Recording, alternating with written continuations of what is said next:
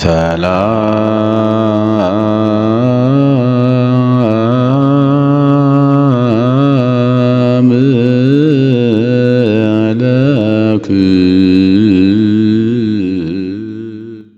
በስመ አብ ወወልድ ወመንፈስ ቅዱስ አሐዱ አምላክ። በመላው ዓለም የምትኖሩ የእግዚአብሔር ቤተሰቦች ሁላችሁም በያላችሁበት የምድር ዳርቻ እንደምን አላችሁ? እንደምን ከረማችሁ? እንደ እግዚአብሔር መልካም ፈቃድ ዛሬ የምንነጋገረው ኦሪት ዘጸአት ምዕራፍ 22ን እናያለን ማለት ነው። የብሉይ ኪዳን ጥናታችንን ነው። ምዕራፍ 22 ምን አለ በውስጡ? ስለምን ያስተምራል? እንዴት እንማረዋለን? እንዴት እናስተምረዋለን? እንዴት እናጠናዋለን? እንዴት እናስጠናዋለን? እንዴትስ ተረድተን እናስረዳዋለን የሚለው እንመለከታለን። እንደው በእንተ ፈዲ ዕዳ ነው የሚለው፣ ስለ ዕዳ መክፈል ነው። እንግዲህ ሰው የተለያየ ዕዳ ይኖርበታል። ዕዳው እንዴት መክፈል እንዳለበት፣ ዕዳ ለመክፈል ያለውን ውጣ ውረድና ዕዳ መክፈል ደግሞ ያለውን እርካታና ደስታን በዝርዝር የሚነግረን ስለ ዕዳ መክፈል ነው። ይህም ሕግ ነው ማለት ነው። ከነበረው የቀጠለ ሕግ ነው። ከዚህ በኋላ ሕግጋትን 10 ትእዛዛተ ኦሪትን ሕግጋትን የመጀመሪያ ርስቱ ሕግ 10ሩን በምዕራፍ 20 ላይ አይተናቸዋል። ከዚያ በኋላ ያለው ለእነኛ አፈጻጸም ዝርዝር ጉዳይ ማለት ነው። በሌላ አባባል አፈጻጸም ነው። እነኛ ርስተ ሕግ ናቸው። በስሩ ለእያንዳንዱ ሕግ ደግሞ ሰፊ ማብራሪያ አፈጻጸም ሕግ ስላለው ይህነኝ ሁሉ ከነኛ መነሻነት አድርጎ እያንዳንዱ የሰው ልጆች በሕግ መመራት እንዳለባቸው፣ በሕግ እንዲመሩ እግዚአብሔር ለሙሴ የሰጠው እና ያስተማረው ትምህርት እንደሆነ ይህንን መረዳት ያስፈልጋል። ወለእመቦ ዘሰረቀ ላህም እመኒ በጋ ላም ወይም በግ የሰረቀ ሰው ቢኖር ወጠባ ቢያርደው ይትካል እየንተ አሐዱ ላህም 5 ወለአሐዱ በግ ትርቢተ፣ ለአንዱ በግ 2 ለአንድ ላም ደግሞ 5 ይክፈል ይላል። የሰረቀ ሰው የሰውን የሰረቀ ሰው እጥፍ ይክፈል፣ ትምህርት የሆነው ዘንድ ማለት ነው። ለምሳሌ አንድ ላም የሰረቀ ሰው ካለ 5 ላም መካስ አለበት፣ ከተያዘ ማለት ነው፣ ወይም ከታወቀበት። እንደገና በግ ደግሞ የሰረቀ ካለ ደግሞ ከታወቀበት 2 በግ አድርጎ ይስጥ ማለት ነው። ካሳ ይህን ማድረግ እንዳለበት እየነገረን ይመጣል።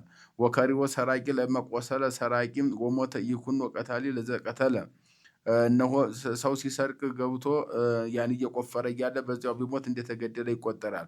ወሰረቀ እንደገደለ ይቆጠራል። ወሰረቀ ፀሐይ ዲበበን ይመውዘ ቀተሎ ወለም አልቦ ይሰየጥም ህየንተ ዘሰረቀ፣ ከዚያ መካከል ፀሐይ እስከሚወጣ ድረስ ሙቶ ከዚያ የተገኘ ሰው ካለ እርሱን መልሰው ይገሉታል። ፀሐይ ከወጣበት ማለትም ሙቶ ውሎ ካደረ ለዚያኛውም ቅጣት ይገባዋል የሚል ሕግ ነው።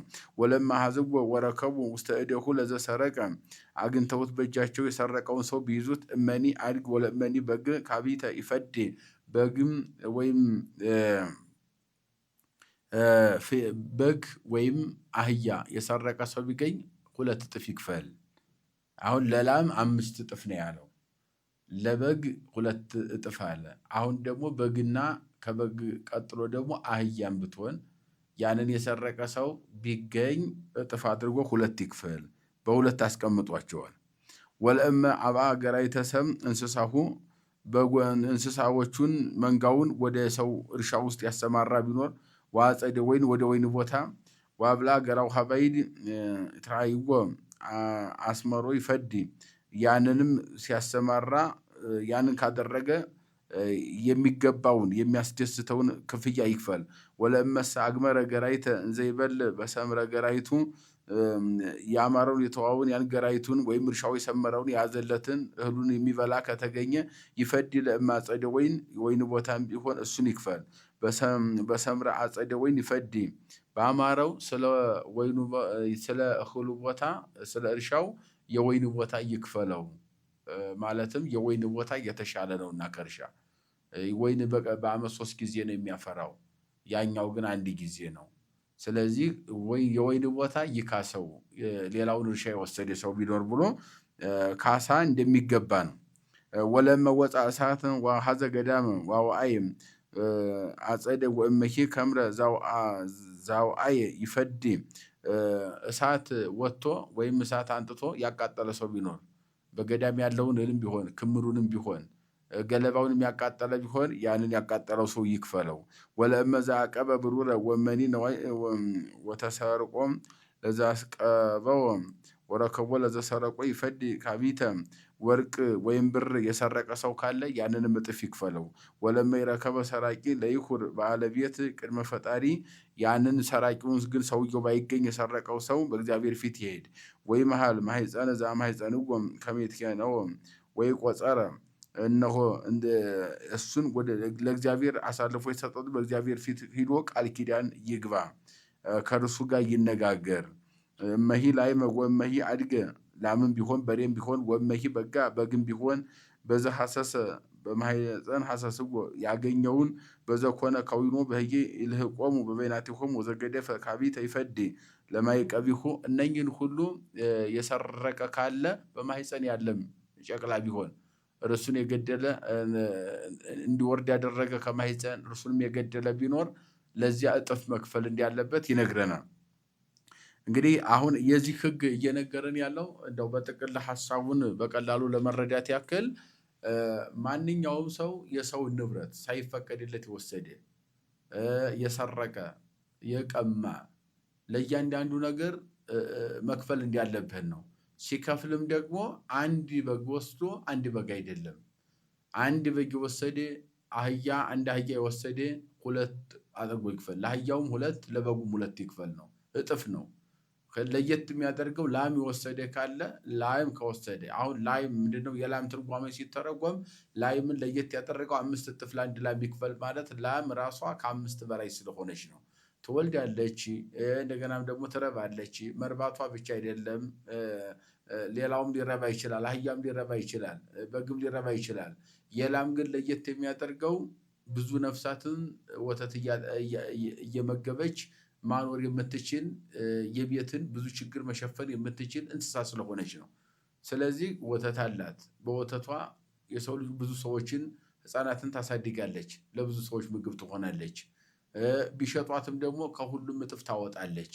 ስለዚህ የላምን ዋጋ ከፍ አደረገና 5 እጥፍ ለአንድ ላም 5 እጥፍ ይክፈል፣ ለበግና ለዚህ ለአህያ ለተለያዩ እንስሳት ግን 2 እጥፍ ይክፈል ብሎ 2 አድርጎ መክፈል እንዳለበት በዝርዝር የሚናገር ህግ ነው ማለት ነው። ይሄ ህግ ምን ይባላል?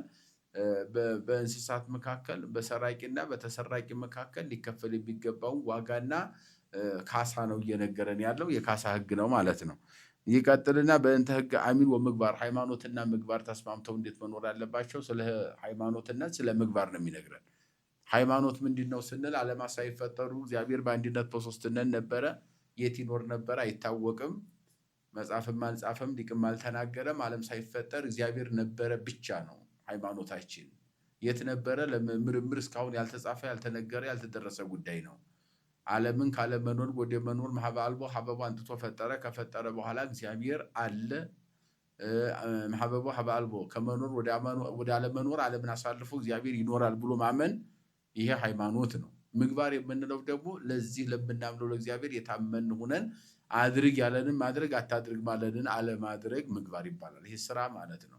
ስለዚህ ለእግዚአብሔር ታዛዥነት፣ ፍቅር፣ ራሄ ገንዘብ አድርጎ በውስጡ ለህግ ለስርዓት መገዛት፣ በእግዚአብሔር ህግና ስርዓት መንገድ መጓዝ እሱ ምግባር የሚባለው ያ ነው። እንግዲህ ሃይማኖትና ምግባር ወለመ ዘአሳታ ለድንግል ወሰከበ ምስሊሃ ድንግሏን አስቶ ከእሷ ጋር የተኛ ሰው ቢኖር እንዘ ይነሳ ወትከውኖ በሲተ ከዚያ በኋላ እሷን ወስዶ ሚስት ትሁነው። ድንግሏ ጋር የተገናኘ ተራክቦ ያደረገ እሷን የወሰደ ከሱ ጋር ፈጽሞ እሷን ጠቅሎ ማግባት እንዳለበት ህግ ተሰርቷል። ወለመ ካልምታ ከመ ይሃብጎም እዚያ ይሁብ ለሌላ የተሰጠች ከሆነ ግን ለእሷ ማጫዋን ገንዘቧን ይስጥ። ወዘ ስራይ ይሄው መድኃኒቱም ያው ኩሉ ዘይሐውር እንስሳ ኩነኔሁ መዊት ኩሉ ዘይሐውር እንስሳ ኩነኔሁ መዊት። እንደዚህ የሚሄደው እንስሳ ሁሉ ያው ፍርዱ የሞት ነው። ዘይሰው ለአማልክት ለይሰረው ዘንበለ ለእግዚአብሔር ባይትቱ። ሌላው ለእግዚአብሔር ብቻ ህግ ማቅረብ እንዳለበት የመጀመሪያው ድንግሊቱን ተራክቦ ያደረገ ከድንግሊት ጋር ግንኙነት ያደረገ እርሷን ጠቅሎ ማግባት እንዳለበት ህግ ተሰርቷል ማለት ነው። ሁለተኛው ደግሞ በእግዚአብሔር ላይ ጣዖት እንዲደርጉ ያመለከ ወይም እግዚአብሔርን ትቶ ወደ አምልኮተ ጣዖት የሄደ ሰው ቢኖር እሱ ከህዝብ ተለይቶ ይጥፋ ይላል። ይሄ የመጨረሻው የኃጢአት ጥግ ምንድነው ከተባለ ንስሐ የሌለው ኃጢአት በእግዚአብሔር ላይ ሌላ ጣዖት እንጨት ድንጋይ ደርቦ ጣዖት ማምለክ ማለት ነው። ምክንያቱም ሰው በሰው ጋር ቢጣላ በእግዚአብሔር ስም ነው የሚያስታርቁት። ሰው ከእግዚአብሔር ጋር ከተጣላ መታረቂያ ሽማግሌ የለውም። ስለዚህ ጣዖት ማምለክ ማለት እግዚአብሔር የለም ማለት ስለሆነ ይሄ ንስሐ የለውም። ንስሐ የሚገባው ሌላውን ኃጢአት ሰርተን ወደዚያ ንስሐ እንገባለን። እግዚአብሔርን ክዶ ግን ንስሐ የለምና፣ ስለዚህ ተለይቶ ከህዝቡ ይጥፋ ነው፣ ለይሰረው ነው፣ ይጥፋ ይላል። ወይታይ ስሙ ለግዩር ለአገልጋይ ለምስኪን ሰው ክፉ ነገር አታድርጉም፣ አትበድሉት። ግዩራን የሆኑ ችግረኞች የሆኑትን እነሱን ሁሉ አትበድሏቸው፣ ክፉ ነገር አታድርጎባቸው። ወለኩሉ እቤራት ወለጓለማውታ ኢታይስሙ እቤራት እጓለማውታ ማለት አሳዳጊ የሌላቸው ልጆችን ማለት ነው። እንደገና እቤራት ማለት ደግሞ ባል የሌላቸው አሮጊቶች ማለት ነው። እነሱንም ክፉ አታድርጓቸው፣ ክፉ አታስቡባቸው፣ አታድርጉባቸው። ወለም አይሰምክሙ ሎሙ በእነሱ ላይ ግን ክፉ ካደረጋችሁባቸው ወጸርሁ አውየው ሀቤ ሰም ጋሮሙ እኔ ጩኸታቸውን እሰማለሁ፣ ጩኸታቸውን ሰምቼ መፍትሄ ፍትህ እሰጣለሁ ይላል። ወትማ በማቴም እቆጣቸዋለሁ። ወቀት ለክሙ ለሐፂን ለሁላችሁም እገላችኋለሁ። ወይ ከውነክሙ አነስተያክሙ መበለት ወልድክሙ ጓለማውታ እናንተ ትገደላላችሁ፣ በብረት እናንተ ትገደላላችሁ። ከተገደላችሁም በኋላ ሚስቶቻችሁ መበለት ይሆናሉ፣ ልጆቻችሁ ጓለማውታ አሳዳጊ አልባ ይሆናሉ። ስለዚህ ክፉ አታድርጉ። በእነኝህ ላይ ነው። በሰው ላይ ክፉ የማያደርግ ሁሉ መጨረሻው ሞት ይሆናል። ሞት ደግሞ ፍርድ ያለበት፣ ፍርዱ ደግሞ ኩነኔ ነው። ኩነኔው ደግሞ እግዚአብሔር የሚሰጥ ነው። እናንተ መሞታቸው ብቻ አይደለም፣ ለወለደቻቸው ልጆች ጓለማውታ አሳዳጊ አልባ ይሆናሉ። ወላጅ አልባ አሳዳጊ አልባ ይሆናሉ። በአንጻሩም እንደገና ደግሞ ሚስቶቻችሁም ደግሞ ባል አልባ ሆነው ይንገላታሉ። ይሄ የሚሆነው በድሃ አደጎችና ባል በሌላቸው ሴቶች ላይ ክፉ ነገር ካደረጋችሁ ነው። ይሄ ማለት ክፍያው ማለት ነው። በእነኛ ላይ የሚመጣው የሚሰጠው አጻፋ ከእግዚአብሔር የከፋ ነው። ስለዚህ ተጠንቀቁ ነው። እስመ ይእቲ ባሕቲታ አራዙ ወለብሰ ሀፍረቱ ሎቱ እስመ አልቦ በዘይበይት ወለመ ግረ ሀብዬ እሰምዖ እስመ መሐሪ አነ። ችግረኛ ሆኖ ችግረኛው ሰው ወደ እኔ ቢጮህ የሚለብሰው የሌለውም ቢሆን የሚበላው የሌለውም ቢሆን ችግረኛው ወደ እኔ ቢጮህ እኔ እሰማዋለሁ። ለአማልክት ይትሐይሚ ወመኮንነ ሕዝብከ እኪተ ይትበሎ። እነሆ ለአማልክት አትማ ወይም እግዚአብሔርን ከአማልክት ጋር አወዳድረህ ክፉ ነገር አታውራ። ወይም አማልክትን ከእግዚአብሔር ጋር አወዳድረህ ማውራት እንደ ሐሜት ይቆጠራልና እግዚአብሔር እንዳማህ ቁጠረው። መኮንን ሕዝብከ እኪተ ይትበሎ። እነሆ ሕዝብህን የሚመራ ክፉ ነው አትበል። ከማሁ ትግበር ሊተ ላሕመከ ወበግዓከ ወአድገከ ሰቡአ ይንበር ሀበ እሙ ወአመሳሚት ዕለት ትውበኒ ሊተ። እነሆ እስከ 7 ቀን ላምም ሆነ በሬም ቢሆን በግም ቢሆን እስከ 7 ቀን ድረስ ከእናቱ ሳይለይ ቆይ። ለእግዚአብሔር የሚሰጥ ነገር ነው። አሁን ይሄ ለምሳሌ ከላም የተወለደ ወይፈን፣ ከበግ የተወለደም እንደዚህው በግ፣ ጠቦት፣ ፍየል፣ ጠቦት እነዚህ ነገሮች ለእግዚአብሔር የሚሰጡ የመጀመሪያዎቹ እግዚአብሔር ናቸውና እስከ 7 ቀን ለእግዚአብሔር እስከምትሰጠው ድረስ ከእናቱ አይለይ። የፍየሉም የበግም ቢሆን ጠቦቱ ከእናቱ አይለይ።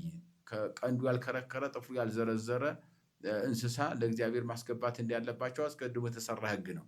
ይህን ስታስገቡ ከእናቱ ሳይለይ ቆይ። ከእናቱ ጋር ቆይቶ ጡት እየጠባ ቆይቶ ለእግዚአብሔር ስትሰጡ ከ7 ቀን በኋላ ግን ለይታችሁ አንጡት ነው። ወተከውኑኒ እደወ ቅዱሳነ። እናንተ ለእኔ የተለያችሁ ወንዶች ትሆኑኛላችሁ። ወስጋ ገደላ አርዌ ይትብሉ ለከልብ ግዲፍጎ። እነሆ አርዌ ገደላ ማለትም ሙቶ የተገኘ የአውሬ ስጋ እርሱን አትብሉ። አውጥታችሁ ከእናንተ ጣሉት እንጂ እሱ ልትበሉ አይገባም። እሱ በእናንተ ዘንድ ሕግ አይደለምና ሕግ አድርጌ አልሰራሁላችሁምና ይሄ እንዳትበሉ ብሎ የተሰራን ሕግ በዝርዝር የሚነግረን ነው ማለት ነው። እንግዲህ በአጠቃላይ በዚህ ላይ የምንመለከተው ዕዳ መክፈልና ዕዳ ከፋይና ተከፋይ እንዴት መክፈል እንዳለባቸው፣ እንደገና ለእግዚአብሔር የሚቀርቡ ደግሞ እንስሳት ከምን እንደሚቀርቡ፣ የሚቀርቡት እንስሳት ምን ያክል ዕድሜ እንዳላቸው፣ ከእናታቸው ጋር ሳይለዩ እንስሳቱ ቆይተው ለእግዚአብሔር መከፈል መሰጠት እንዳለባቸው፣ እስከዚያ ድረስ ከእናታቸው መለየት እንደሌለባቸው የሞተ ማንኛውንም የሞተ የእንስሳ ስጋ መብላት በተለይም ደግሞ አርዌ ገደላ በምድረ በዳ የወደቀ አራዊት የጣለውም ሆነ አራዊት ራሱ ሞቶ ብታገኙ እሱን እንዳትበሉ የሚለው የተሰራበት የሕግ ጉዳይን በዝርዝር የሚያስረዳን የመጽሐፍ ቅዱስ ክፍል ነው። የመከረን የገሰጸን ያስተማረን የሰራዊት ጌታ እግዚአብሔር አምላካችን ከፀሐይ መውጫ እስከ ፀሐይ መግቢያ በፍጥረታት ሁሉ አንደበት ስሙ የተመሰገነ ይሁን። ይቆየን።